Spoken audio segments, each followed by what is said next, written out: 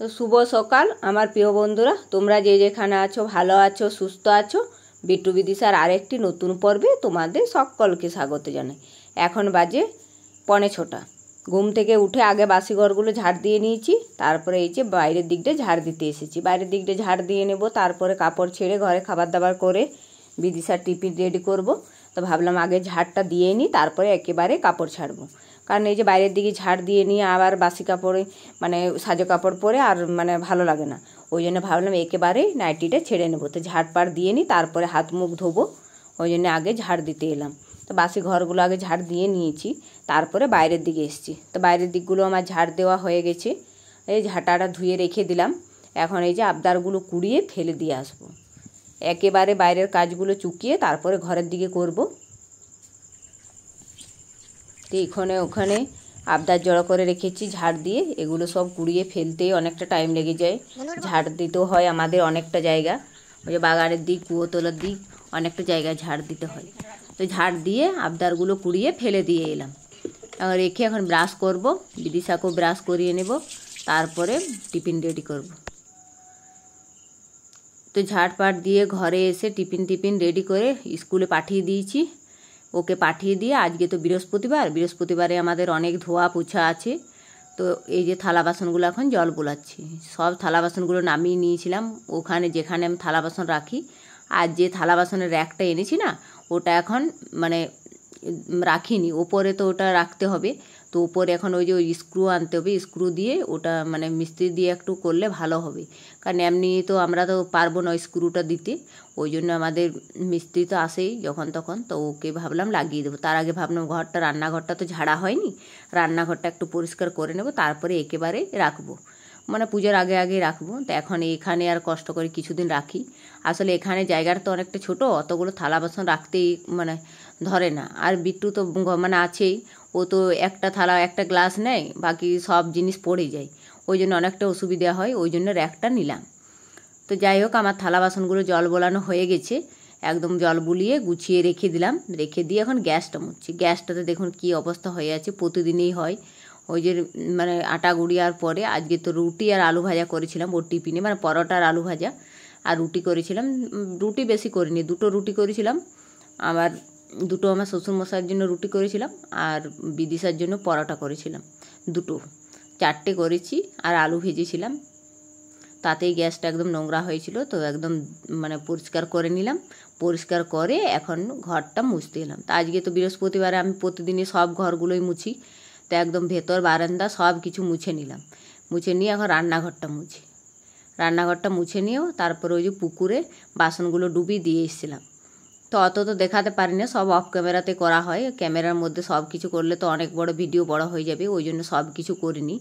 বিদিশার school যাওয়া, tiffin করা, ওগুলো তো দেখায়নি সব কিছু।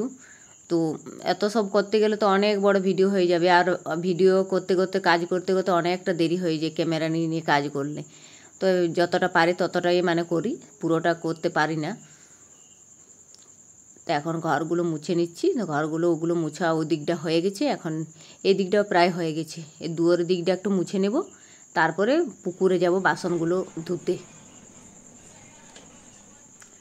এখন বালতির জলটা ফেলে দিয়ে এলাম, বাসনগুলো সব নিয়ে নেব বালতিতে। বাকি যে বাসনগুলো আছে সবগুলো তো ডোবানো হয়নি, কিছুটা ডুবিয়েছিলাম আর কিছুটা বালতিতে করে নিয়ে এলাম। তো এখন ধুয়ে নেব। আর পুকুরে জলটা দেখুন আমাদের পরিষ্কার আছে, কিন্তু ওই যে অনেকগুলো চুপি হয়ে গেছে না, ওগুলো একদম পুরো ঘাটের দিকে চলে আসছে। আর ঘাটটা কেমন দেখাচ্ছে। আর ঘাসপালাগুলো তো আছেই, ওই যে দলগুলো কত কিছু হয়ে গেছে, এগুলো যাচ্ছেই না। কী করে যাবে কে জানে এবছর।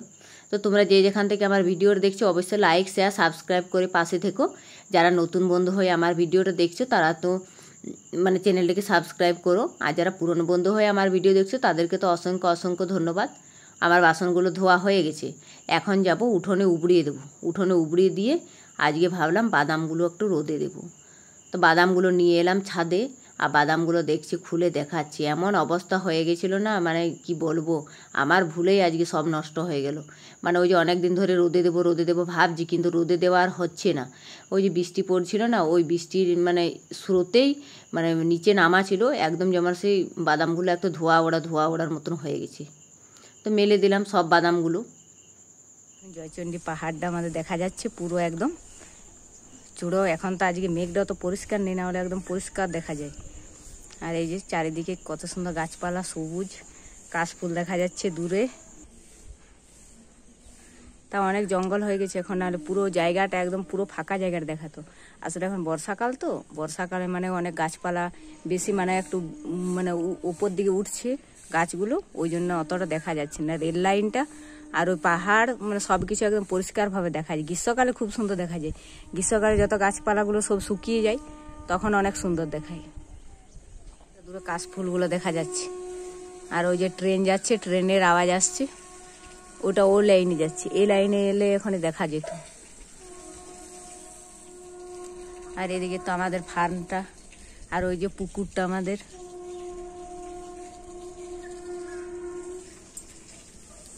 না এবার গিয়ে ওই যে ট্রেন যাচ্ছে, ওই যে ট্রেনটা ওই লাইনে যাচ্ছে, ওই একটু একটু করে দেখা যাচ্ছে চলে। আর এদিকে গ্রামটা, চারিদিকে শুধু বাড়ি আর বাড়ি, ঘরগুলো দেখুন চারিদিকে। গ্রামটা আমাদের অত বেশি বড় নয়,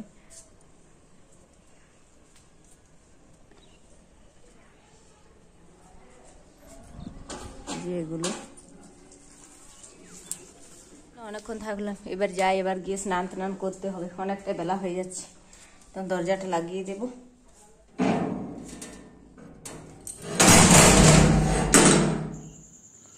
তো বাদামগুলো মেলে দিয়ে এসেই তো স্নান করতে গিয়েছিলাম, মানে বাথরুমে স্নান করলাম, কাপড়গুলো কেচে এসে বাথরুমে স্নান করলাম। আর বাদামগুলো তো দেখে এমন অবস্থা হয়ে গেছিলো না যে কোনো বলেন, তো ওরকম করেই মেলে দিলাম। তো একবার আজকে তো অত রৌদ্রটাও দেয়নি, তো একবার ভাবলাম আরেকবার যাবো, কাপড়গুলো মেলে একবার ভালো করে পাল্টে মানে একটু হাতে নেড়ে আসবো, তাহলে যদি একটু ঠিক হয়। মানে ধোয়া ওড়া মতন হয়ে গেছে, মানে কী রকম একটা যে এমন হয়ে যায় ওরকম হয়ে গেছিলো। তো ভাবলাম রোদটা তো হালকা দিচ্ছে, তাও একবার ভাবলাম নেড়ে দিয়ে আসবো। তো আগে যদি রোদে দিতাম তাহলে এটা হতো না। এই যে আমার ভুলের জন্য এটা হয়ে গেল।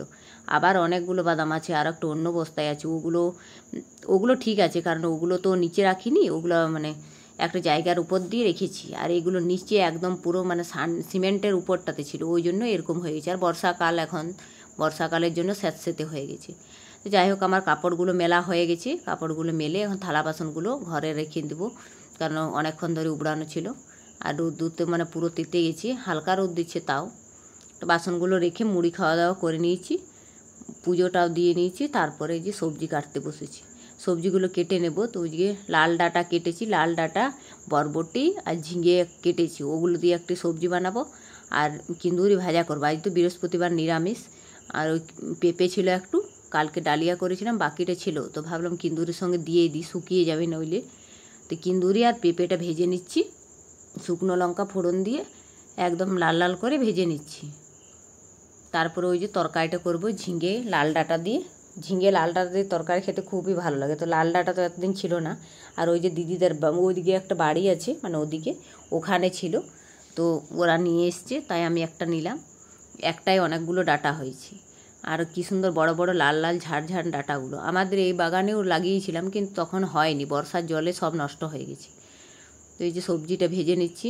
তো এখন ঝিঙে থেকে প্রচুর জল বেরোবে, তো এখন অনেকক্ষণ ধরে মানে জলটা শুকোতে হবে। তো জলটা শুকিয়ে নেব, তারপরে মশলাটা দেবো। তো জলটা শুকিয়ে গেল, তারপরে এই যে জিরে লঙ্কা বাটা আর একটু আদা বাটা দিয়েছি। আজ তো নিরামিষ, পেঁয়াজ দিলে আরও ভালো হতো, পেঁয়াজ কুচি দিয়ে একটা যদি পেঁয়াজ কুচি গোটা দেওয়া হতো প্রথমে, তাহলে আরও ভালো হতো।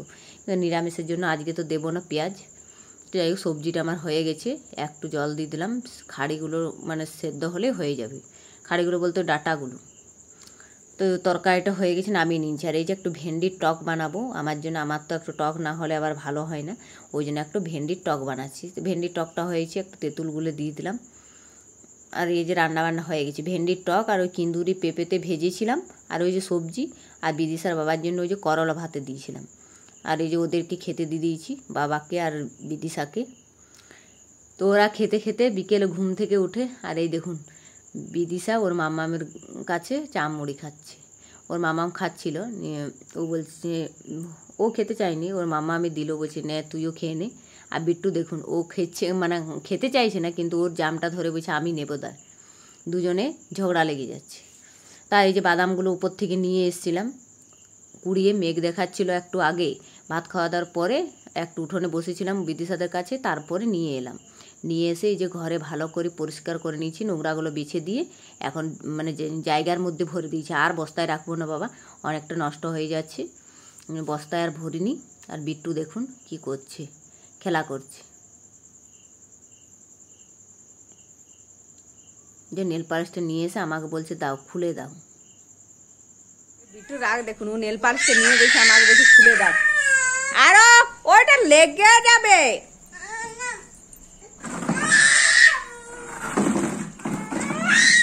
এবার যাবো সন্ধে বাতি দেবো, আরো তো চুপ করো, কি সন্ধে বাতি দেবো, কারণ অনেকটা সন্ধে হয়ে গেল। হাত পা ধুবো, কাপড় ছেড়বো, তাকেই সন্ধে হয়ে যাবে। তো আজকে ভিডিওটা এখানে রাখছি, দেখা হবে নেক্সট ভিডিওতে। আপনারা সবাই ভালো থাকবেন, সুস্থ থাকবেন, আর আমার চ্যানেলটিকে অবশ্যই লাইক শেয়ার সাবস্ক্রাইব করে পাশে থাকবেন।